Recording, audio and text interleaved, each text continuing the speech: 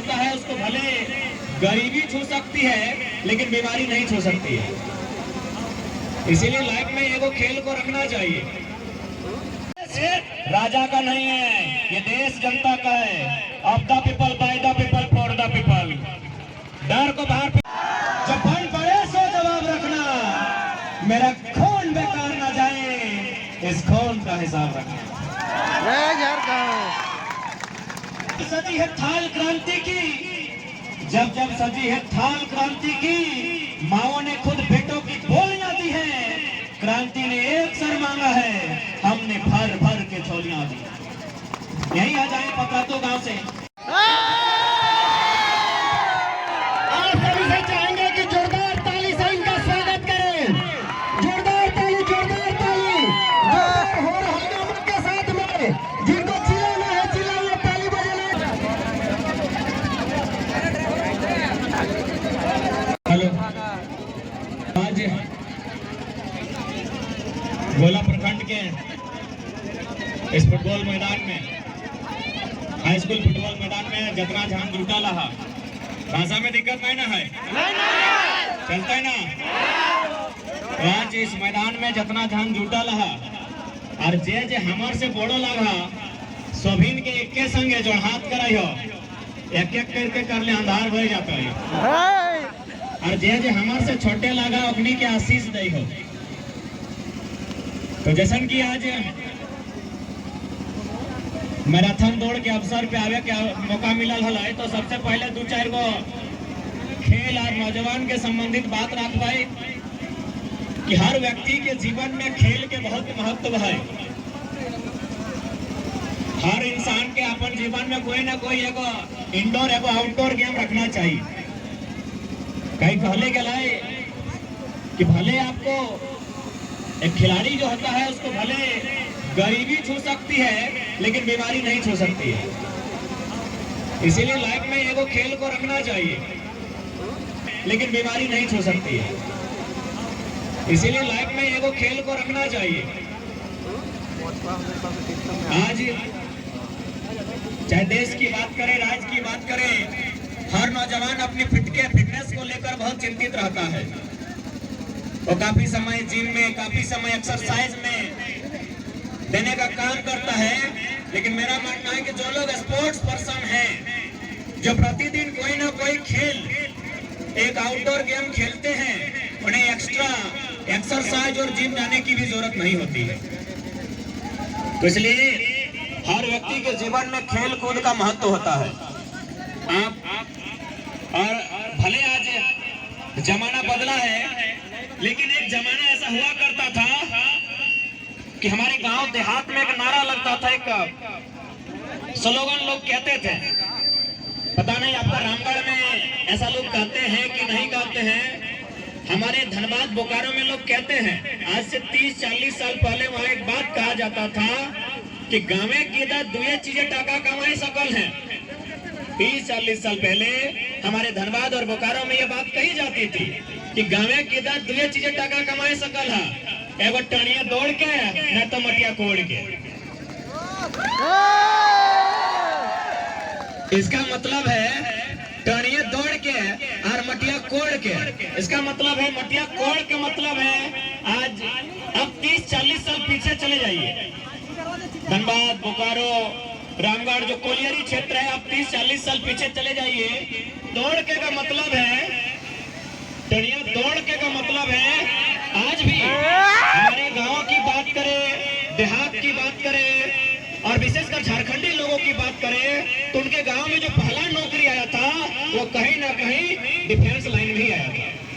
चाहे पुलिस विभाग हो, हवलदार हो, चपरासी हो, क्योंकि इस बात को मानना होगा कि हम लोग उस समय बहुत कम पढ़े लिखे लोग थे। इसीलिए जो मैक्सिमम नौकरियां हमारे पास आती थी वो दौड़ने के कारण आती थी।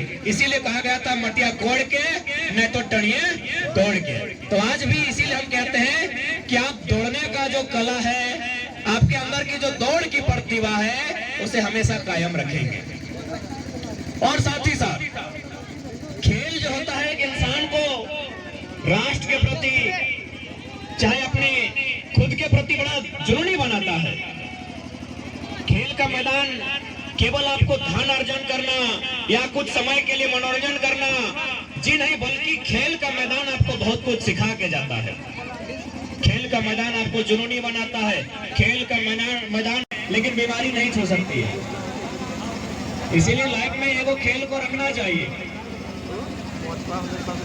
आज चाहे देश की बात करें, राज्य की बात करें, हर नौजवान अपनी फिटनेस को लेकर बहुत चिंतित रहता है। वो काफी समय जिम में, काफी समय एक्सरसाइज में देने का काम करता है। लेकिन मेरा मानना है कि जो लोग स्पोर्ट्स पर्सन हैं, जो प्रतिदिन कोई ना कोई खेल, एक आउटडोर गेम खेलते हैं, उन्हें एक्स्ट्रा एक्सरसाइज और जिम जाने की भी जरूरत नहीं होती है। तो इसलिए हर व्यक्ति के जीवन में खेल कूद का महत्व होता है। और भले आज जमाना बदला है, लेकिन एक जमाना ऐसा हुआ करता था कि हमारे गांव देहात में एक नारा लगता था, एक स्लोगन लोग कहते थे। पता नहीं आपका रामगढ़ में ऐसा लोग कहते हैं कि नहीं कहते हैं।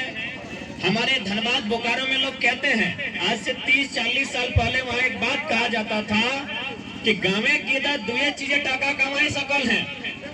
30-40 साल पहले हमारे धनबाद और बोकारो में यह बात कही जाती थी कि गाँवे की दुए चीजें टाका कमाई सकल है, एगो टनिया दौड़ के न तो मटिया कोड़ के।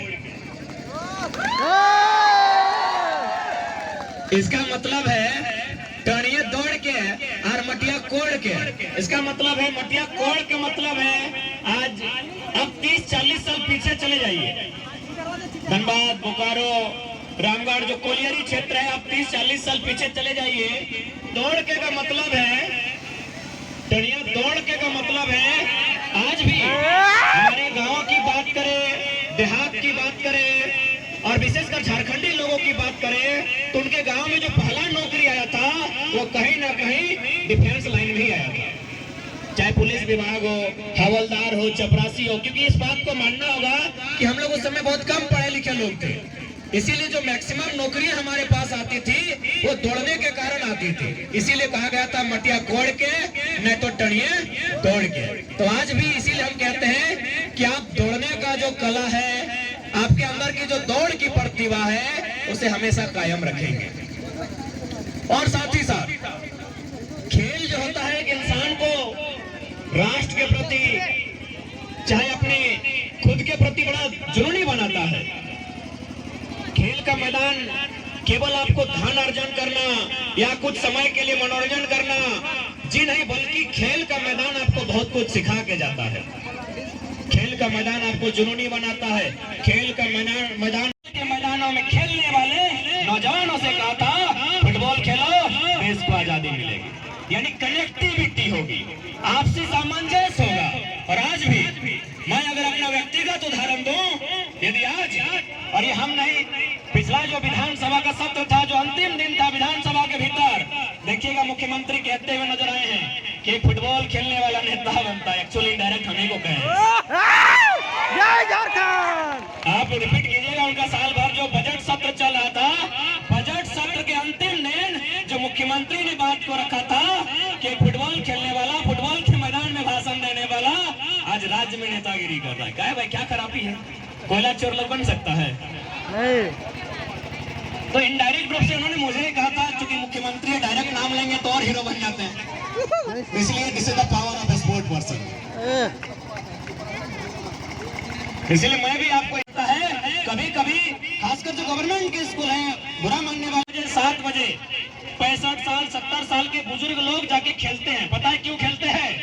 और बुढ़ापा में क्यों खेलने पता है? उन्होंने जवानी में नहीं खेला, इसीलिए। बुढ़ापा में सिर्फ नौकरी पे ध्यान था, शरीर फूल गया, पेट फूल गया, तो डॉक्टर बोला जिंदा रहना है तो दौड़ो। तो भाई बुढ़ापा में क्यों दौड़ना? अभी से प्रतिदिन एक रूटीन रखिए, प्रत्येक दिन थोड़ा थोड़ा जरूर दौड़िए, किसी न किसी आउटडोर गेम का हिस्सा जरूर। और जहाँ तक स्पोर्ट्स आपके अंदर एक स्पिरिट तैयार करता है, जो काम दुनिया में कोई ना करने लगे, एक स्पोर्ट्स पर्सन उस कार्य को करने में समर्थ रहता है। क्योंकि जो बार बार जीत हार, स्ट्रगल, मैदान, मौसम, कहीं ना उसे जज्बाती और और जुनूनी बनाती है। मैं इस पर एक उदाहरण पुनः देना चाहूंगा और वो भी बहुत बड़ा उदाहरण दूंगा। अपने वर्ल्ड कप तो जानते हैं, भारत में क्रिकेट पॉपुलर है, हालांकि राष्ट्रीय खेल हॉकी है लेकिन पॉपुलर क्रिकेट है। तो पहली बार भारत को वर्ल्ड कप का खिताब किसने दिलाया था, क्या आपको याद है? कौन ना? क्रिकेट, फुटबॉल तो इंडिया जीता ही नहीं, वर्ल्ड कप खेला ही नहीं, तो फुटबॉल कैसे होगा? कपिल देव। भारत को पहला वर्ल्ड कप का खिताब कपिल देव ने दिलाया था 1983 में, 26 जून लॉर्ड्स का मैदान 1983।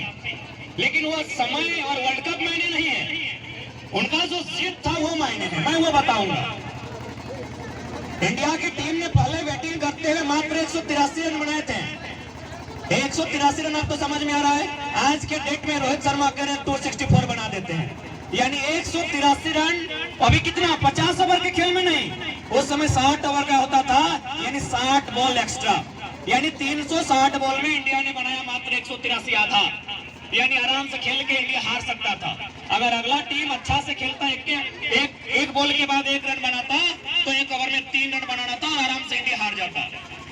और जैसा कि मेरे गांव के लोग कहते हैं, उस समय टेलीविजन नहीं था, उस समय लोग ट्रांजिस्टर भेजती है।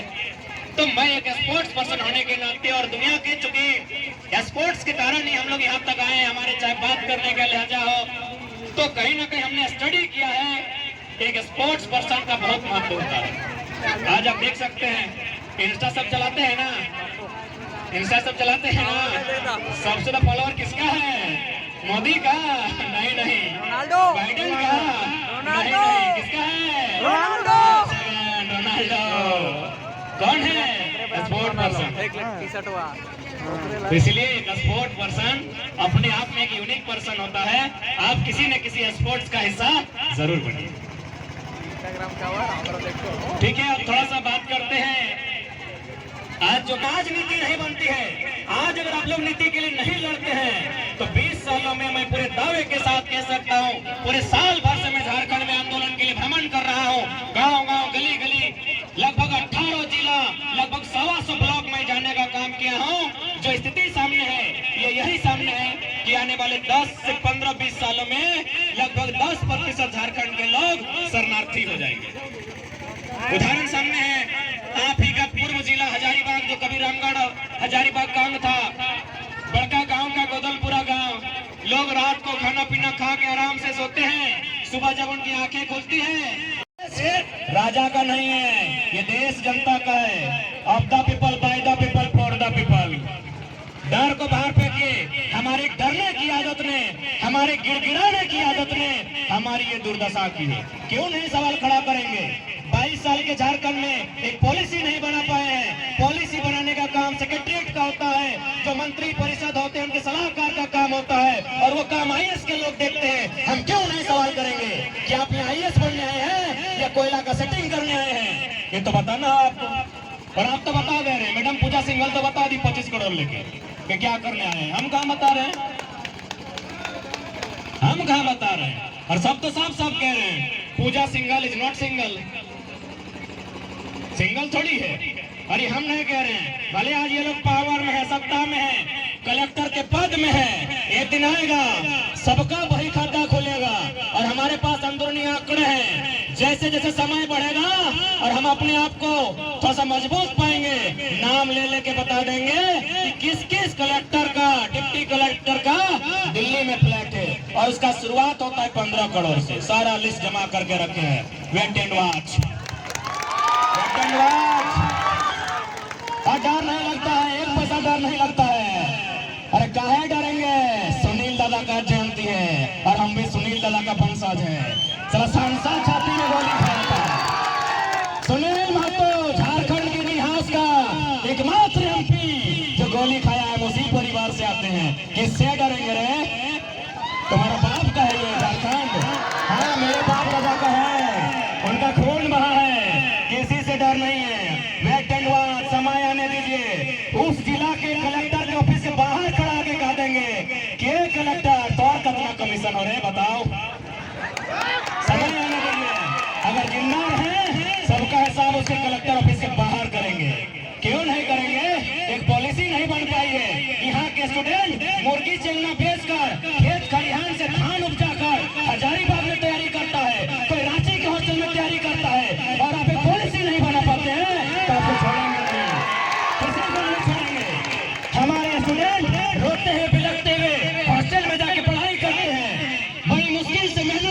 पढ़ाई करते हैं और आप राज को लूटने का काम करते हैं, तो अपने आप को रोक लीजिए, क्योंकि 24 में यदि बदलाव नहीं हुआ रांची के विधानसभा में तो झुमरा खाली है, आवाज भी दे रहा है।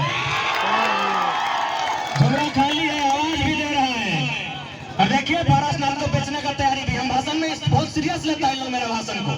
हम जब बोले थे सत्याग्रह के सामने, विधानसभा के सामने बोले थे कि अगली सरकार हम पारसनाथ के ऊपर बनाएंगे, और पारसनाथ के ऊपर देखने में भी सुंदर लगेगा।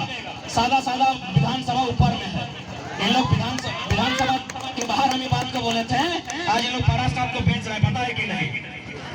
अभी झुमरा जा रहा है पारसनाथ की मदद के लिए, यानी स्पष्ट कह दिए हैं यदि आप ढंग से नीति नियम बनाते हैं तो हम लोग भी किताब कॉपी लेकर आए थे, फिर किताब कॉपी लेकर वापस चले जाएंगे, और नहीं बनाते हैं तो झुमरा आवाज दे रहा है। झुमरा में कौन आवाज दे रहा है सभी जानता है, बताने का जरूरत नहीं है। झुमरा का क्या इतिहास है, क्या भूगोल है, सबको पता है। और वहां अगर सरकार बन गई भैया और गलती से हम अगर कदम रख दिए तो फिर राज में धुआं उठेगा। खुला चुनौती है, हमें फर्क नहीं पड़ता है कौन क्या सोचता है क्या सुनता है। झारखंड को जिन्होंने लूटा है स्पष्ट लूटना बंद करके नीति बना दीजिए, नहीं तो गलती से भी हम लोगों के कदम अगर झुमरा के पहाड़ में पड़ गया तो बुमराह जैसा यर्कर फेंका जाएगा। आप लोग तैयार है ना नौजवान साहब? धुकुर धुकुर नहीं ना करता है, धुकुर धुकुर करता है तो जिंदगी भर झारखंड में कुकुर बन के रह जाइएगा। शेर बनने का समय है, ललकार लेने का समय है, गरजने का समय है। गरजना आगाज कीजिए, धुकुर धुकुर मत कीजिए, नहीं तो राज आपका कुकुर आपको बना के रख दिया जाएगा। और ये हम कहाँ कह रहे हैं, जीएसएससी जेई का परीक्षा था, हमारा बहुत सारा दोस्त लोग भरा था, बोला परीक्षा अच्छा गया है, 2 दिन बाद कैंसिल हो गया। 2 को चोर पकड़ाया, कहाँ से? एगो मुंगेर से, एगो उड़ीसा से चोर, वो झारखंड का नहीं है। इस कदर लोगों ने लूटा है कि हमारा चोर, ऐसे भी हम लोग सरल लोग हैं, हम लोग चोरी चकारी में यकीन नहीं करते हैं, हम खेती बाड़ी में यकीन करते हैं, हम बाहर चले जाएंगे। अगर हम में ये लक्षण होता तो धनबाद का सबसे बड़ा कौन माफी हमारे बीच में से होता। हमें ये लक्षण नहीं है भैया, हमें ये लक्षण नहीं है, लेकिन मेरा मानना है आज हमारे अंदर ये लक्षण होना चाहिए। जमीन हमारी, कोयला का खदान हमारा, तो अगर नियति को माफिया बनना पसंद है तो माफिया हमारे बीच से होना चाहिए। इसलिए आज प्रत्येक नौजवान को हम यही खुले मन से कहेंगे, ये समय आपका है, आप इस समय का सदुपयोग कीजिए और इस राज्य की उन्नति में, इस राज्य की नीति में अपना योगदान दीजिए, नहीं तो ये राज्य लुट जाएगा। इस राज्य को लुटने की पूरी तरह से तैयारी चल रही है। इसलिए नौजवान साथियों, आपसे हमारा यही संदेश होगा, इस राज्य को अगर लुटने से बचाना है तो आज आपको बिल्कुल आप अपनी पढ़ाई को पढ़ें, लेकिन जब भी समय मिले, 5 मिनट क्यों ना मिले, इस राज्य की वर्तमान स्थिति के बारे में एक बार जरूर चिंतन मंथन करें। आप सभी से मेरा अनुरोध होगा, और नहीं तो लोग इतना बकवास पॉलिसी लाके भर देगा जो बिल्कुल हंसी का पात्र होगा।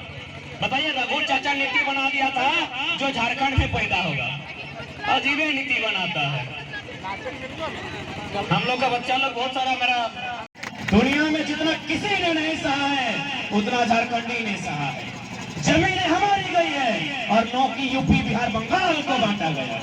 हमने बहुत सहा है, बोकारो रहे, धनबाद रहे, और यही घाटों रहे जहाँ उमेश चिड़वार 200 दिन से धरना में बैठा है। सब जमीन उसका बाप का और उसको मांगना पड़ रहा है। हम तो यही कहेंगे, मांगने का धंधा खत्म करो, अब छीन लो। सबके जोहार रहते, व्यस्त से रहिए। बाकी हमने तो